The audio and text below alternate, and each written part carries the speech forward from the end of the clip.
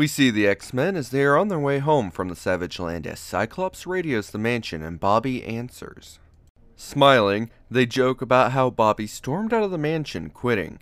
Drake replies that he's not there permanently as Lorna pipes up that they found him in the Savage Land. Arriving home, they learn that Alex and Lorna were sent to find them, and Bobby had gone there himself to help when he starts asking them all sorts of questions of what's been going on. Warren then exits the ship carrying Avia and carries her to a machine that they hope will be able to heal her. Looking at her, Candy asks if she should be jealous of her, but Warren denies it, simply stating that she saved his life. Hank then enters the room and Scott asks where the professor is. Xavier is still with Ashley and sent him back home alone, as Scott explains that there's trouble brewing. Later, they are gathered in Warren's house as he explains that he might not be able to stop his uncle due to his increased power, and the others admonish him for not letting them in on the situation. Dr. Stewart then pops into the room as he talks of how his father was the same way. Speaking up, Hank suggests that they need to get Warren's mother away from Bertram. Returning to Westchester, we see Lorna in disguise as she walks down the street. Alex and she had been irritated for having been left behind as a trio of men are watching her and know her identity. Unaware, she continues and understands why Warren only wanted the others when the man approaches and catches her as she trips. Thanking him, he tells her to be careful as he calls her by name.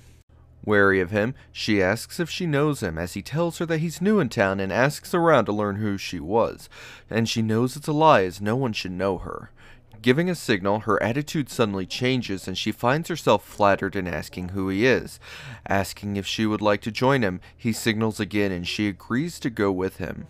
Back with Warren, Dr. Stewart stresses that his mother is in a fragile state from her husband's death and that Bertram has helped her and that going to church has as well, as they head outside with her.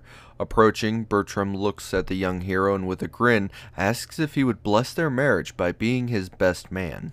Later, inside, they are trying to figure out how to handle the situation when Bobby asks Jean why she doesn't just read Bertram's mind, and she's tried but can't. She's only able to access part of his thoughts, which Scott believes he's prepared mental defenses for them as Hank fears they might fail in their endeavor. Warren enters the room thankful that they're helping, as Jean suggests getting Xavier there as he can most likely break the mental blocks. Resigned, he states that anything done to his uncle might as well be against his mother. Turning to Bertram, he is serving tea to Catherine, which she jokingly describes as addictive, and she hopes there isn't an issue between him and Warren given how angry her son was, but he dismisses it as him just being overly protective. Dr. Stewart enters, wanting to talk with her fiancé, and they go out into the hall where he reveals that he heard what she said and demands to know if he's increased her medicine, which Bertram admits to. Lambasting him, he warns that doing so could kill her before the wedding, and the uncle decides to back off as it would upset both their plans. He then warns that their plan had better work and that Catherine had better be dead in 3 days. We return to Westchester as Alex demands to know where Lorna's been as she returns home from being gone so long. She tells him that it was only a few hours when he retorts that it's actually been 9. Confused at this, Alex continues pressing her and she tells him off and to mind his own business, and backing off tells her to follow him. Going to Cerebro, he shows her that he located exactly where the mutant in the Himalayas is, and tells her they should investigate as she wonders how they would even get there. He takes her to the Sentinel ship, which has been fully repaired, and they hurry to go grab their costumes and head to Shangri-La. Back at the Worthington estate, Warren notices that he doesn't recognize any of the staff when his mother walks into the room and says that Bertram let them all go. At that moment, his mother begins feeling weak and collapses into her son's arms, and Hank goes to find Dr. Stewart, who informs them all that it's simply mild exhaustion from the day.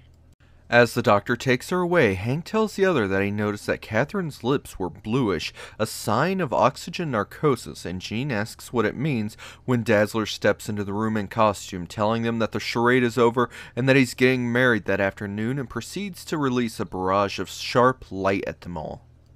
Prepared for them and leaving nothing to chance, he gloats that the Worthington fortune will be his as he begins to fry their nervous system when he notices one is missing.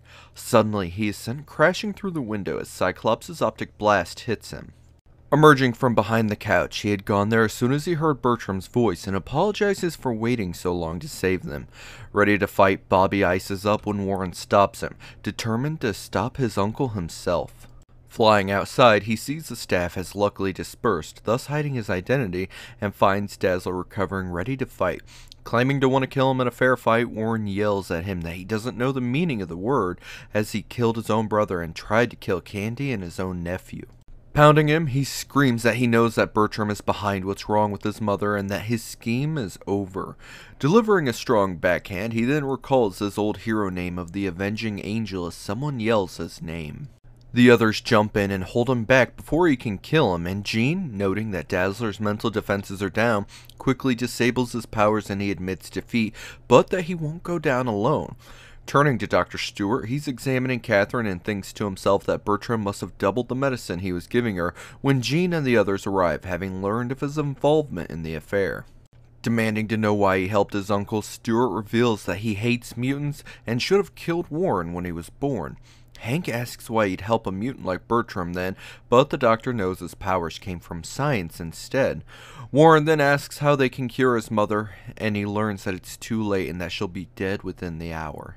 Hank unfortunately confirms the doctor's claim as Catherine wakes and sees Warren, calling him her angel and asking if he's come to take her home. He tells her she's already there, but crying, Jean tells him that she means heaven and that she knows she's dying when Hank tries to console his friend. Gently grabbing and lifting his mother, he hears her tell him that she loves him and flies into the sky with her as she passes away in his arms.